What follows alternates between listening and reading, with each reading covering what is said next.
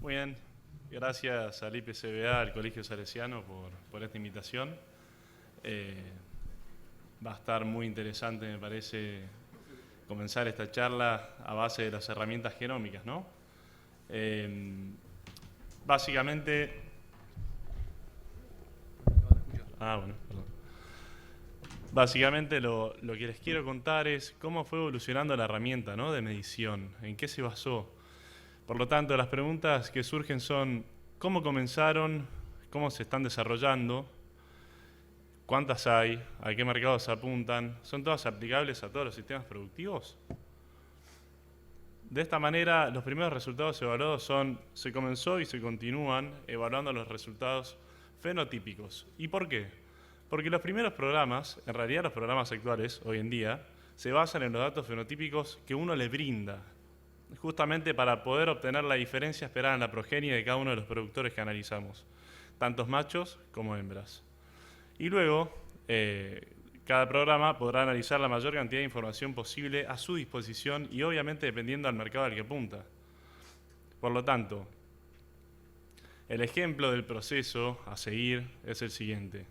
De una población de referencia en la cual tenemos machos y hembras evaluados y con puentes genéticos entre sí, es decir, que ya se evaluó quiénes son sus antepasados y también obviamente las crías que tuvieron, vamos a tener el ejemplo del toro A y el toro B y queremos ver cuáles son sus resultados para peso al nacer, ¿sí?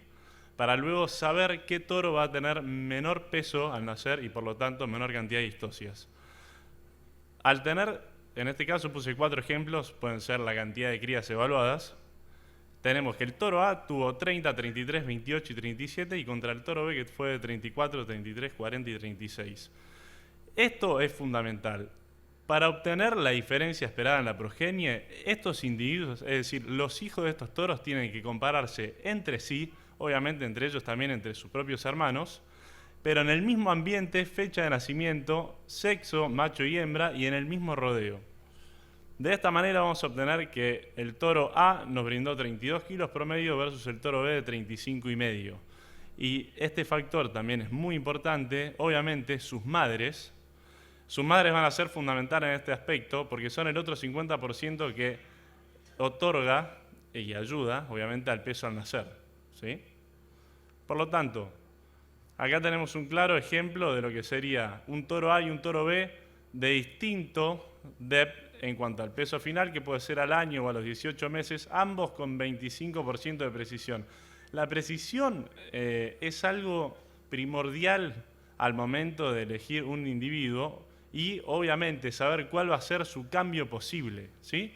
De esta manera vamos a estar achicando el margen de error y vamos a estar siendo mucho más certeros en lo que estamos buscando. Por lo tanto, el toro B versus el toro A, en un 67% de las veces, nos va a indicar que en la campana de Gauss que vamos a obtener, vamos a tener mayor kilo al año o a los 18 meses versus el toro A.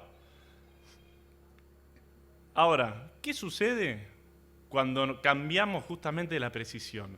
¿Y a qué se debe cambiar la precisión? Obviamente el toro A es un toro que no tiene hijos evaluados aún, contra el toro B, que está a .85 de precisión, ambos en este caso para peso al destete, y ambos tienen más 15 kilos. ¿Qué quiere decir? El toro B va a ser casi certero y preciso en cuanto a sus crías en cantidad de kilos obtenidos versus el toro A, que tiene una presión de 0.25 y dentro de su campana de Gauss vamos a tener un margen de error más amplio. Por lo tanto, si nosotros pudiéramos obtener la mayor cantidad de toros con una precisión máxima, nuestro margen de error sería casi mínimo. Obviamente esto acompañado a vientres evaluados en el mismo sistema. Por lo tanto, lo que hacemos es ajustar justamente nuestra mira para obtener un resultado casi preciso. De esta manera, la pregunta es, ¿cuánta información tenemos disponibles hoy en día? ¿Sí? Obviamente, cada país maneja distintas herramientas y dentro del mismo país podemos también tener 3 sistemas distintos de medición. Y cada uno va a apuntar a un mercado distinto y también, obviamente, a un tipo de establecimiento distinto, con una oferta forrajera, que no es lo mismo en el caso de Venado Tuerto que estar en el norte del país, ¿sí? Por ejemplo, En la población A vamos a tener un programa que evalúa 12 caracteres, en el programa B tenemos uno de 19 y en el C de 31. Esto obviamente tiene incluido lo que son los índices, que están compuestos por DEPS. ¿Y qué nos vamos a encontrar en estas poblaciones que sí lo comparten absolutamente todas? Que son justamente las ramas maternales, hablando biológicamente de lo que hoy en día se puede conocer en las líneas biológicas del Angus, ¿sí? Del bovino más que nada, en cuanto a producción de carne. Tenemos las líneas maternales, terminales y los rompedores de curvas, que ahora pasaré a explicar exactamente qué es lo que tienen como distintivos, ¿no? Las líneas terminales, como bien también dice el nombre, son justamente líneas. Cuando hablo de líneas hablo más que nada de toros o vientres también puede ser, pero más que nada se utiliza en toros al momento de seleccionar un toro de repaso, de inseminación, y saber qué es lo que voy a estar impactando en un 50% en mi rodeo, ¿sí? Bien, vamos a obtener, como bien dije, terminal, es más que nada para lo que es la producción de carne, ya sea al destete o al año. En cualquier sistema, si uno obviamente encierra a ese animal y quiere obtener un gran desarrollo y mayor producción de carne en el menor tiempo posible, dándole el ambiente ideal, ¿sí? Que coma a boca llena constantemente, lo que vamos a obtener es que este animal, esto lo que está acá abajo es el ranking en donde está ubicado en el programa, ¿sí? Ahora yo les voy a decir qué es cada uno y para que vean la correlación que tiene con los otros datos. Por lo tanto, vamos a obtener un animal que está en el peor 95% de esta población y obviamente, ¿qué es lo que lleva a esto? Que va a tener un desarrollo mayor, en este caso del 1%, que es el extremo máximo. Este desarrollo también va a traer de la mano un mayor consumo de materia seca, ¿sí? Al cual ubica al animal en el peor 95%, ya que va a necesitar mucho alimento para este crecimiento, ¿sí? No es gratis este crecimiento. No solo eso, es muy importante saber que obviamente un toro, al momento de seleccionarnos, nos va a dar novillos, por ahí toros, y al mismo tiempo vientres, que uno se puede quedar de reposición. ¿Y qué efecto va a traer estar en el 1%, ¿no? De desarrollo? ¿Qué es lo que abarca esto? Y obviamente que nuestro peso vaca adulta, es decir, que las hijas de este toro, cuando ya sean adultas de 4 o 5 años, estén en el top 1% de la raza, es decir, que van a ser muy pesados. Esto va a estar, muy pesadas, perdón. Esto va a estar alterando, obviamente, en nuestras fábricas, que son nuestros vientres, nuestro manejo, nuestro punto de preñez. Entonces, es un factor no menor, es fundamental siempre tener en cuenta que si busco un desarrollo extremo, ¿cuáles son mis consecuencias? Muy bien. Del otro lado, de la otra cuadra, podríamos decir, se encuentran los toros maternales, que son exactamente lo opuesto. Son toros de bajo peso al nacer, ¿sí? Obviamente desde muy bajo, en este caso el top 1%, a bajos, que de la mano van a tener un desarrollo inferior a los toros terminales, pero obviamente van a tener menor consumo de materia seca, ya que van a tener menos desarrollo, y al mismo tiempo nos van a estar dejando una reposición que va a ser mucho más liviana.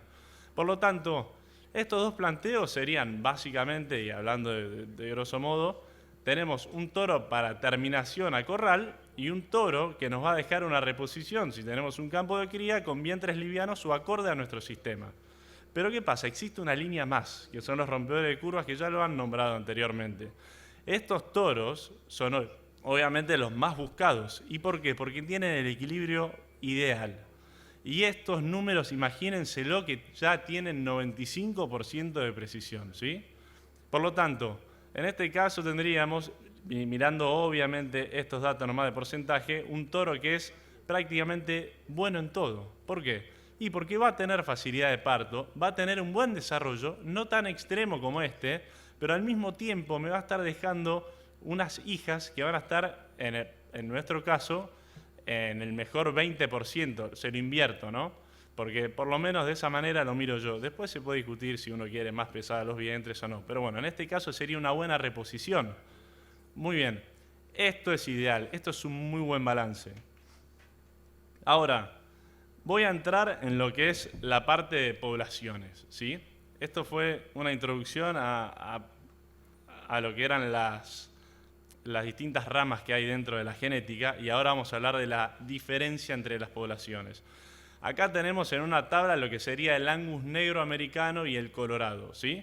Si yo quiero comparar el Angus negro, si quiero seleccionar un toro y decir cuánto más voy a estar ganando o perdiendo versus elegir un toro americano negro, la realidad va a ser esta. En la población del Angus colorado de Estados Unidos, vamos a tener que restarle 31 libras al DEP, por ejemplo, en este caso me estoy parando en lo que es peso al destete, para compararlo directamente con lo que es el Angus negro. ¿Y por qué? Y porque claramente esta población es un poco inferior.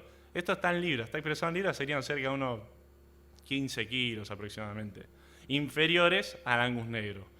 ¿Nos hace la diferencia? Y depende de qué tan afinados estemos, en qué parte del proceso genético uno se encuentre. Hay un montón de cuestiones a discutir por ahí entre elegirlo, pero la realidad es que es inferior al Angus negro, ¿sí? En este caso. Por lo tanto, esta es una tabla más que interesante sobre la evolución, el progreso del Angus negro americano, ¿sí? Que la tabla la tomé del 2000 al 2019 y lo que muestra acá, esto está expresado en libras, yo abajo puse el promedio en kilos, ¿sí? La primera columna que está en rojo es de los machos, la verde es de hembras, así sucesivamente para lo que es destete y para lo que es año, y abajo el promedio en sus kilos. Por lo tanto, vamos a estar viendo que los pesos al nacer promedio de Estados Unidos al 2000 era de 81 libras y al 2019 fue de 78. ¿A qué lleva esto? Obviamente su promedio fue bajando año a año, pero su destete fue incrementando año a año, ¿sí? De 631 a 650, lo que hoy en día les da 35 kilos de peso promedio al nacer y 266 al destete, ¿sí? Ese es el 50% del DEP americano. Y si vamos a peso al año, ¿sí? Sus machos son de 497 y las hembras de 368. Es algo extraordinario. Ahora, ¿es mejor que a la Argentina en ese sentido? Y depende el tipo de producción que tengan, los mercados que tengan para poder producir carne, la carga que tengan en sus campos, si tienen realmente los números asegurados de que el engorde les cierra. Hay un montón de factores para decir, quiero esto o quiero menos, porque quiero algo que se adapte a mi sistema, acá en la Argentina. Por lo tanto, tener esta información es valiosísima, pero después hay que saber dónde pararse en los programas para no cometer errores. Acá tenemos un claro ejemplo de un toro evaluado en el programa de Estados Unidos y uno del Briplan argentino, ¿no? Bien, puse estos dos programas porque son realmente los dos programas más extremos que uno se puede encontrar acá en el país como para utilizar un toro, ¿no? Esto a través de la inseminación, yo compro una dosis de un toro americano y después lo evalúo, por ejemplo, en el sistema Briplan. Bien, acá nos vamos a encontrar que para peso al nacer, este toro con .98 de precisión, este factor es fundamental. En ambos programas el toro está muy evaluado y tiene una precisión alta. Por lo tanto, para peso al nacer, que yo me encuentro en el top 25%, este toro en Estados Unidos se ha utilizado en vaquillones de 15 meses. En la Argentina, en el Briplan, este toro tiene más 1,9, lo cual lo pone a él en el peor 75% del ranking de Briplan argentino. Por lo tanto, no lo utilizan en 15, ¿sí? Bien. ¿Qué pasa ahora con el tema del desarrollo, posterior al nacimiento? Nos encontramos que este toro está en el top 60 al destete y 70 al año. Por lo tanto, está por debajo del promedio. Para un americano este toro sería un toro de poco desarrollo, se podría decir. Pero ¿qué pasa en Argentina, en el Briplan? Este toro se encuentra en el top 5 de desarrollo, ¿sí? Top 5, hay una diferencia gigante. ¿Y está mal que sea así? No, está perfecto. ¿Por qué? Porque son poblaciones distintas y hay que conocer el mercado de cada uno de ellos, ¿sí? Ahí está la correlación que hay que hacer y hay que agarrar las virtudes de un programa y saber cuáles son las falencias que tiene. Para Argentina, ¿no? No para el programa en sí. Por lo tanto, este es un ranking que se puede decir que para peso al nacer el 1.9 se encuentra en el peor 75, cuando en Estados Unidos está en el top 25, y para el desarrollo se encuentra acá arriba. Por lo tanto, no tiene mucho más para escalar. Pero ¿qué pasa en cuanto al americano, no? Si miramos por ahí la oportunidad que nos estaríamos perdiendo. Este toro estaba en el 60% y miren todo el recorrido que tenemos hasta llegar al 1%. Por lo tanto, todo este recorrido significan kilos más, pero son kilos más que no vienen gratis. Que como expliqué previamente, mientras más kilos quiero buscar en mi desarrollo atlético al año, más consecuencias voy a tener con mi reposición. Por lo tanto, tendría que buscar un toro que rompa la curva en ese sentido para obtener vientres más adaptados a mi sistema. Por lo tanto, mi mirada más que nada está puesta en qué vientres me voy a quedar yo, no en mi corto plazo de cuántos kilos más voy a ganar. Y si voy a tener más kilos al destete o al año con la terminación a corral, ¿con qué vientres me voy a quedar yo para no alterar justamente mi carga? De esta manera, imagínense todos los toros que uno pueda captar del mundo con una precisión de .95 cuando sabemos que su variable es casi mínima. Y cuando los juntamos a los toros de Estados Unidos, del Red Angus, de Sudamérica y del resto del mundo, los juntamos a todos para hacer una genética sin banderas, hacer una población de referencia, ¿sí? De toros altamente probados y evaluar sus marcadores en su ADN. ¿Qué es lo que vamos a encontrar? Que dentro de esta población de referencia vamos a tener toros de distintos países y distintos programas que coinciden en sus marcadores genéticos, por ejemplo, para bajo peso al nacer. Luego seguimos y vamos a tener otros toros que por ahí van a tener muy buenos marcadores para peso al destete, y así para peso al año y por ahí para facilidad de parto indirecta. Entonces, esta parte para mí es fundamental, que es ¿qué es lo que uno busca en la vida y más que nada en este rubro? Ganar tiempo, ¿sí? Tener mayor certeza de cuáles van a ser sus próximos pasos en el futuro. Entonces, si yo me encuentro con un toro, ni siquiera un toro, si nace un ternero y ese mismo día que nació yo le puedo sacar una muestra de ADN y con el bulbo piloso ya voy a obtener un resultado que me va a indicar que ese toro va a tener marcadores de bajo peso al nacer y luego va a tener un muy buen desarrollo, un muy buen área ojo-bife y hasta muy buena facilidad de parto indirecta. Eso no tiene valor alguno, es decir, ya es un paso más allá de obtener los datos físicos, procesarlos y esperar a evaluar sus hijos. Ya voy a tener una predicción. Ahora vamos a pasar a esta parte de la charla que son datos reales, ¿no? Estos toros obviamente no son míos, pero los pesos que puse sí son y después sus genomas también lo son.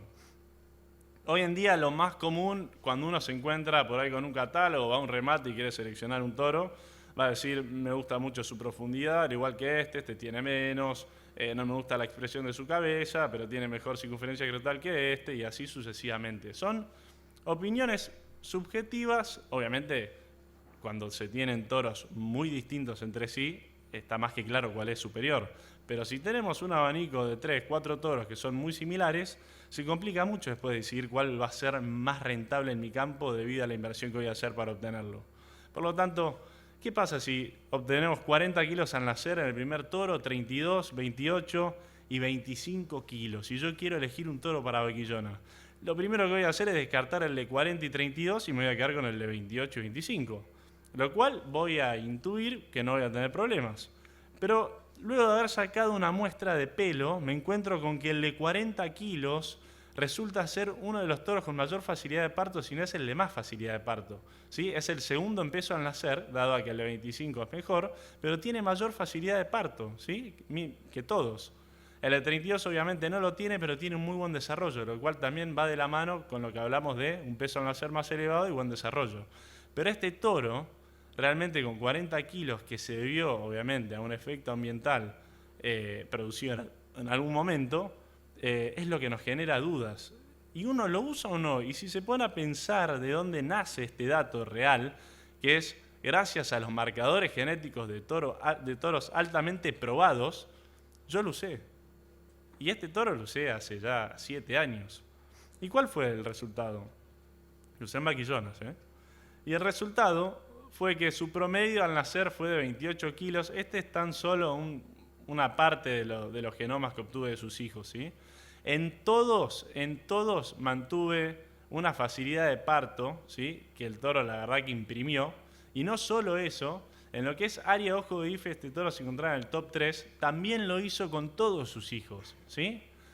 Entonces, Vean ustedes la oportunidad que yo me hubiese perdido si simplemente elegía a los toros por su peso al nacer, directamente, y no lo evaluaba por su genómica.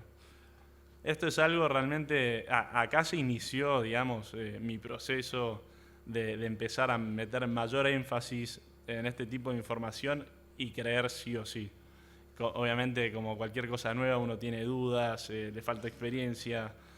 Dado ya el camino que he recorrido, estos datos cada vez afirman más en vez de generar dudas, ¿no? Entonces, uno piensa la cantidad de información que tengo disponible, ¿no? Para seleccionar y saber a dónde quiero ir. Y como dije antes, si yo me paso, por ejemplo, a todo lo que es desarrollo, ¿no? Y digo, este toro que me quiero basar únicamente en lo que es, esto sería peso al año. Yo quiero nada más focalizarme en peso al año. Bien, en peso vaca adulta está acá. Es más, esto va a ser más directo. Peso vaca adulta, ¿no? Que es mi largo plazo. ¿Qué tiene el peso vaca adulta? ¿Cómo es que llego a un vientre pesado? Y claramente, cuando lo tomo como valor absoluto, que sería 1, voy a ver que mi peso al año y peso al destete son muy positivos, al igual que el peso al nacer. Por lo tanto, si yo hago la inversa y digo, si mi ternero nació muy liviano, voy a tener menor desarrollo y menor peso vaca adulta. Pero obviamente después están los care vendors que invierten y rompen con esta tabla, que es la famosa tabla de correlaciones genéticas. Esto, la verdad que es algo fundamental, que viene hablando de la precisión y de las poblaciones, y uno mismo se pregunta, está bien, yo saco una muestra de ADN de ese animal, me llega el resultado con sus marcadores genéticos, pero ¿qué precisión tiene?